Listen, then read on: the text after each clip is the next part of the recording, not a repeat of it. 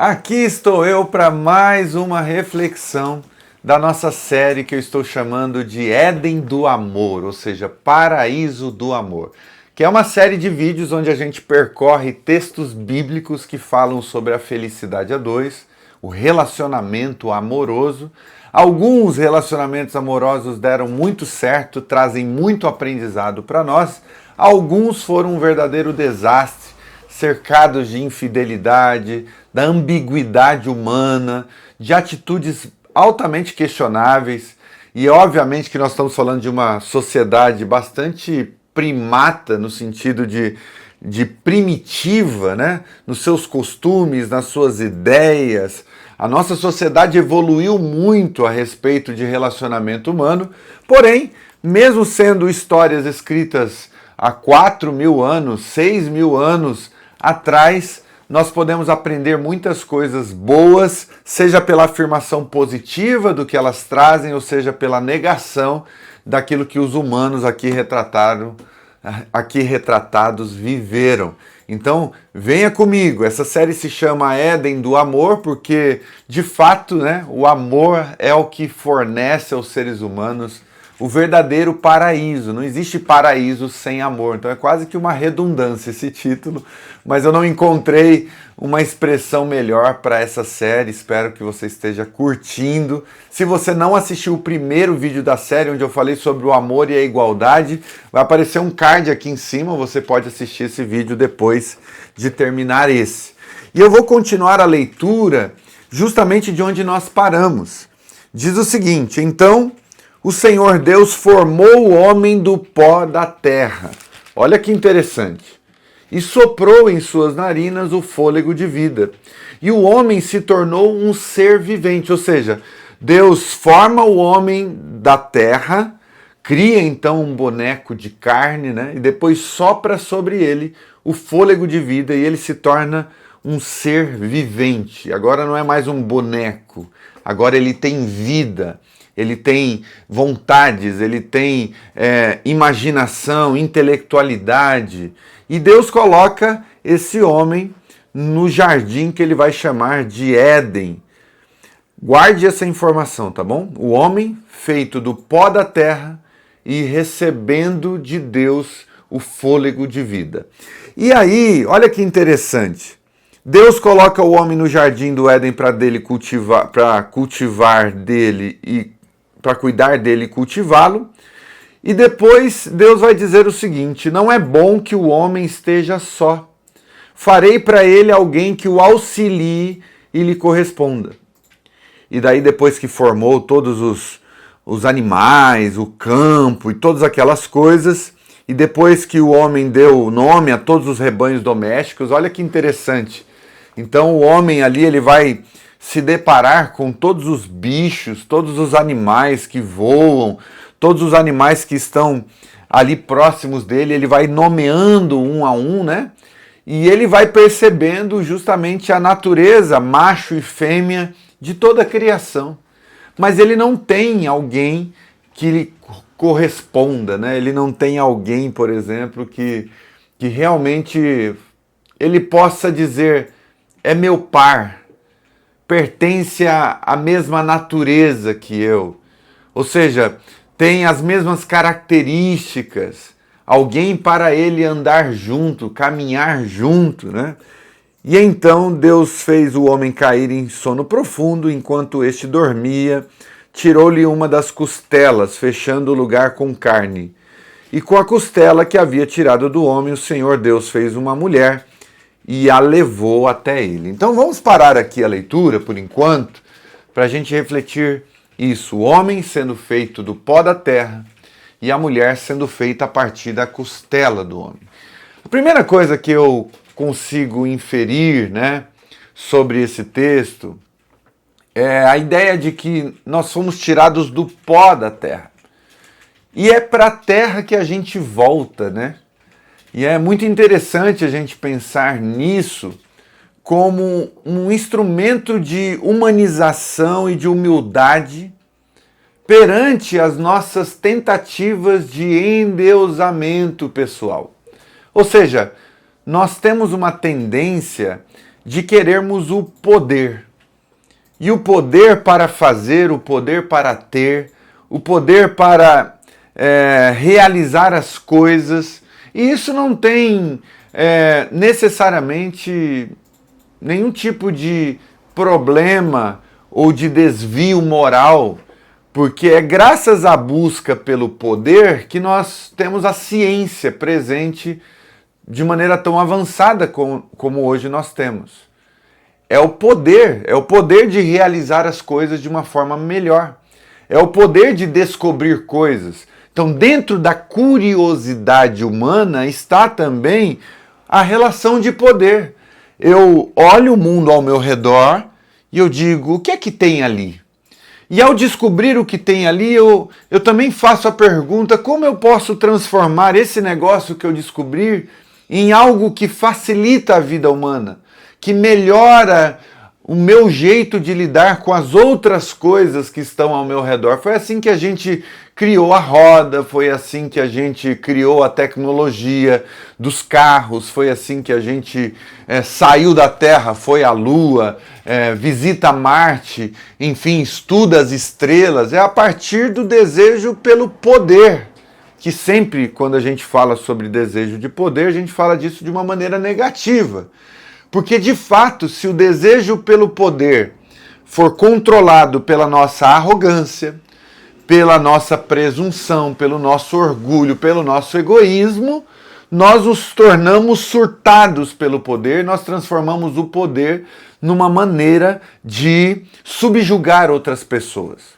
Agora, quando a busca pelo poder envolve necessariamente a busca pelo bem comum, então esse poder, ele é bom. É como o poder, por exemplo, de um bom governante, que está lidando com muitas possibilidades, com muitos recursos financeiros e utiliza isso em prol das pessoas. Então, quando eu aprendo que eu fui feito do pó da terra, seja esse texto literal ou metafórico, o pó da terra já representa para mim uma posição que eu preciso ter de humildade diante da vida. Primeiro, eu não sou autocriado, eu não existo por mim mesmo. Ainda que você nem acredite na compreensão de Deus, mas compreenda a vida a partir da perspectiva de que você foi feito por um outro homem, uma outra mulher, isso já coloca sobre você a condição de dependência, de limitação. Você não se autorrealizou. Você não se autocriou. Você não criou a si mesmo e se colocou no lugar onde você está. Você é fruto de uma outra vontade. E agora, entrando na metáfora ou na literalidade do texto, você foi criado, primariamente aqui representado pelo Adão, né? Você foi criado do pó da terra. E o pó da terra é o lugar mais baixo do universo. É o lugar que representa o ambiente onde nós colocamos os nossos pés todos os dias.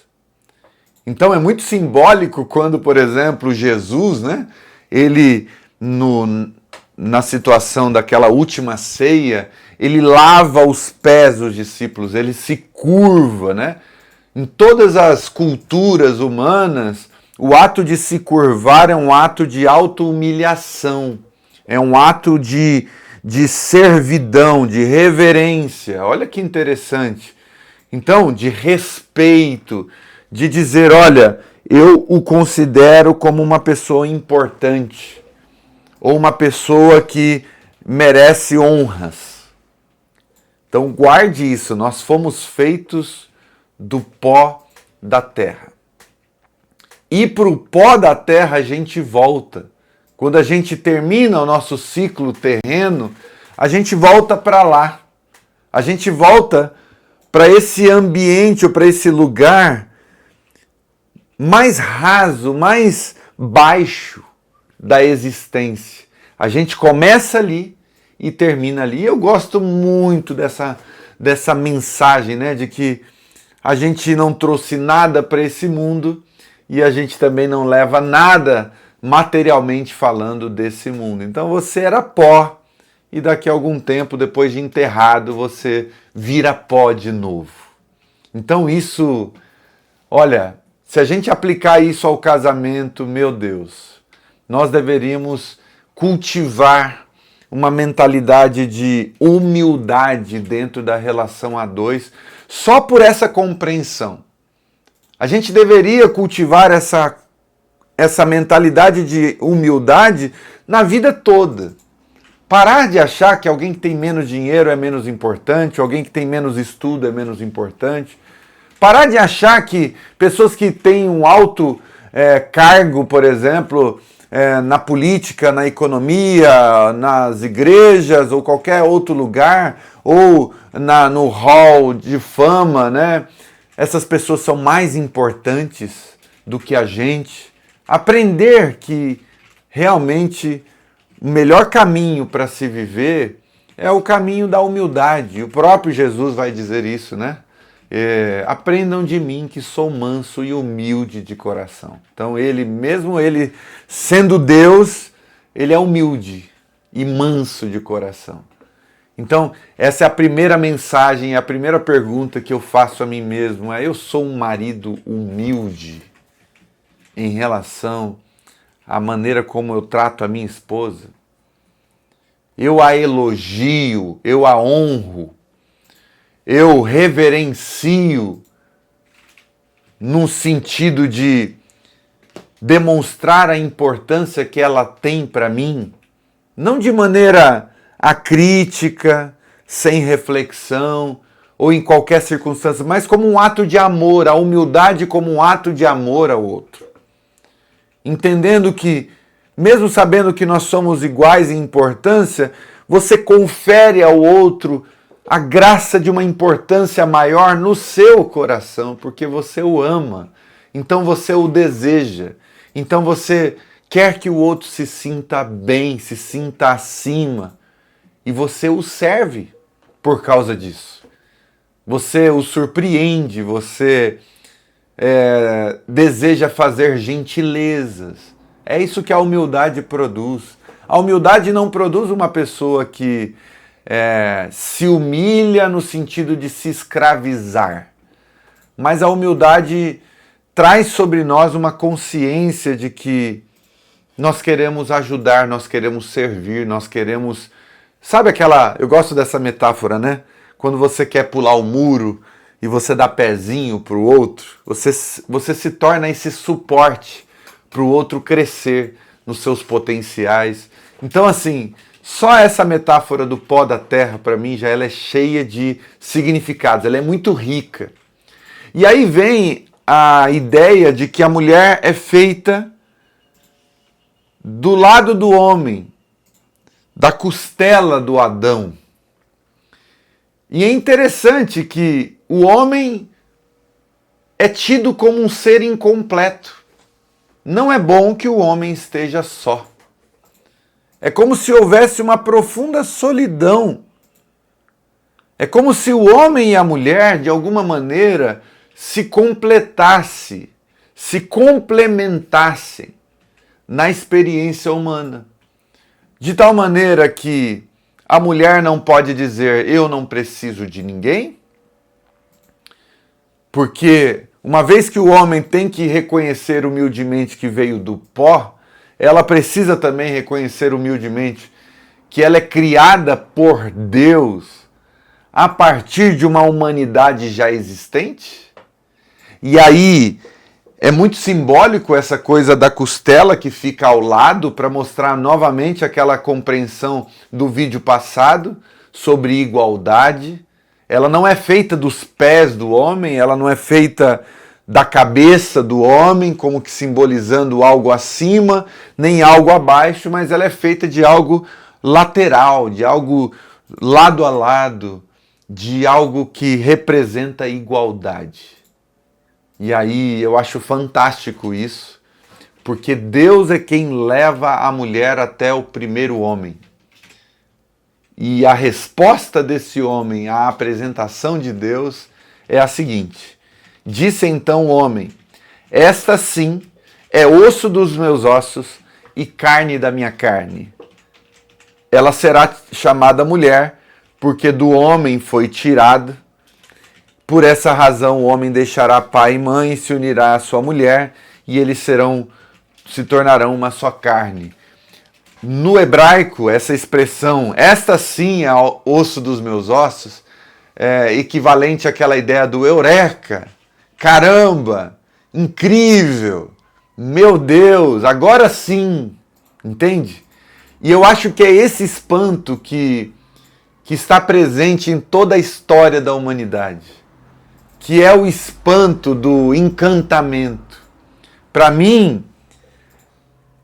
essa experiência de Adão é a experiência de um encantamento no sentido de era o que estava me faltando na vida.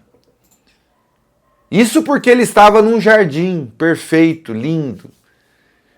Isso porque ele estava entre flores e borboletas e pássaros cantantes. No entanto, nenhum paraíso é capaz de substituir a experiência do amor. Nenhum paraíso, nenhum lugar paradisíaco é capaz de colocar o homem num estado de êxtase tal qual quando ele encontra a experiência de complementaridade. Esta sim é osso dos meus ossos e carne da minha carne. E aí se diz, por essa razão, o homem deixará o seu pai e a sua mãe e se unirá à sua mulher. Ou seja, essa complementaridade ela é tão profunda, mas tão profunda, que ele, em algum momento da vida, rompe, deixa o seu pai e a sua mãe, ele rompe com o seu laço mais íntimo ainda. Porque veja só, a relação de uma pessoa com o seu pai e com a sua mãe é a relação mais importante na vida de uma pessoa. Tanto que a gente passa anos fazendo terapia para tentar, inclusive, compreender essa relação. E entender também todos os pontos positivos e negativos que essa relação causou. E perceber que nós somos muito parecidos com a nossa mãe, com o nosso pai, ou mesmo com o oposto deles, no sentido de querer ser diferente deles, mas eles sempre lá presentes como referência. Afinal de contas, por 9 meses, nós e nossas mães, por exemplo, fomos uma só coisa. Então, olha que interessante, né? No entanto, mesmo essa força da relação materna e paterna não segura esse ser humano quando ele encontra sua complementaridade. E aí ele deixa o pai, deixa a mãe e se une à sua mulher e com ela vai se tornar uma só carne. Ou seja, o amor vai uni-los de tal maneira que eles serão uma só coisa. Eles serão unidos na sua máxima potência, na sua máxima possibilidade. É uma simbiose, é uma mistura. Por isso o relacionamento sexual é um simbolismo externo daquilo que acontece no coração. Os corações estão tão entrelaçados, estão tão profundamente misturados, que o corpo quer muito estar próximo do outro, e então existe esse atrito, e atrito, e atrito, até o ponto em que, de fato, os dois corpos, pela relação sexual, pelos órgãos genitais, eles se tornam uma só coisa. É como a experiência do beijo, que você mistura sua língua na língua do outro. É um ato de mistura, entende? É um ato de mistura. Então a relação sexual, ela é a simbologia mais perfeita possível dessa relação de complementaridade. É como se a costela quisesse voltar ao seu lugar, não é? É como se o Adão quisesse, né, aquilo que está lhe faltando em alguma medida, em algum nível. Então, para mim, isso é riquíssimo de significados. E eu poderia ficar aqui horas falando sobre isso, e principalmente sobre unir-se à sua mulher, se tornarão uma só carne, mas Eu só dei uma pequena introdução porque no próximo vídeo eu vou falar sobre isso de maneira mais profunda, mas guarde isso no seu coração, a ideia de igualdade reforçada aqui, a ideia de complementaridade trazida aqui nessa ideia da mulher tirada da costela, e principalmente a necessidade de humildade. Humildade para reconhecer que eu sou importante, mas o outro também é. E isso acaba com o machismo, isso acaba com esse patriarcado maluco, isso acaba também com extremos do feminismo que quer anular ou destruir a figura masculina. Isso acaba com qualquer que seja o ismo que vem como a doença do contrário oposto. Isso oferece para a gente uma alternativa equilibrada, sã, saudável para o relacionamento familiar, para o relacionamento a dois, em que um enxerga o próprio valor. O nome disso é amor próprio, mas não deixa de enxergar também o valor do outro. E por isso, decidem viver juntos numa relação de características diferentes, funções diferentes, possibilidades de modo de se expressar diferente. Mas, falando do ponto de vista da importância e da consciência de valor, caminham em pé de igualdade. E eu encerro esse vídeo perguntando para você: como é o seu relacionamento? Seu relacionamento é pautado pela humildade?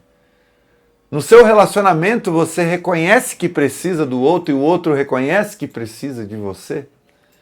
O relacionamento entre vocês, há intimidade nesse relacionamento? Um quer ir na direção do outro e o outro também quer a mesma coisa? Ou apenas um está tentando se encaixar no outro enquanto o outro já não faz movimentos mais, não tem iniciativas? Se eu pedir para você falar do seu relacionamento amoroso, você vai gritar um grande eureka, encontrei? Esse é o osso do meu osso e é a carne da minha carne.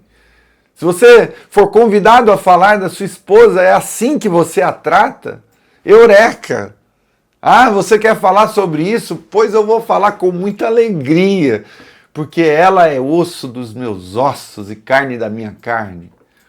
Ou, infelizmente, a maneira como você fala do seu relacionamento é extremamente negativa, porque não te dá prazer, não é motivo de orgulho, de alegria. Vocês não conseguiram criar algo realmente baseado no amor. Não é um Éden de amor que vocês vivenciam um com o outro, mas pelo contrário, é um vale de ossos secos, onde os dois apenas se suportam, se toleram, mas falta essa dimensão da alegria, do entusiasmo, da admiração. Me conta. É para ajudar pessoas que estão vivendo fora desse Éden do amor que nós criamos a comunidade Amor em Construção. Está no primeiro link aqui da descrição. Conheça essa comunidade que é ao mesmo tempo um ambiente de estudos, um ambiente de educação para o amor, ao mesmo tempo é um ambiente de troca, é um ambiente de compartilhamento de experiências, é comunidade, é gente falando das experiências reais que vivenciam, dos desafios, dos problemas, das ambiguidades e compartilham com você as suas dificuldades, e você tem a oportunidade de fazer perguntas, de trazer questões e ser ajudado por pessoas experientes, mais experientes que você na relação do amor. Então, conheça a comunidade, esteja com a gente, vai ser uma alegria ter você por perto. Mas eu encerro dizendo exatamente isso. A felicidade a dois não é um mito. Você pode viver isso da melhor maneira possível. Continue nessa caminhada de aprendizado, aberta a refletir sobre o que está vivendo nesse atual momento da sua vida, de maneira bastante honesta, sabe, e sincera. Eu tenho certeza que você vai encontrar essa felicidade não como um mero acaso, mas como uma construção consciente. Você e a pessoa que você ama. Vai aparecer mais um vídeo aqui para você continuar aprendendo sobre a felicidade a dois e caminharmos juntos nessa mesma direção. Um beijo e até o próximo.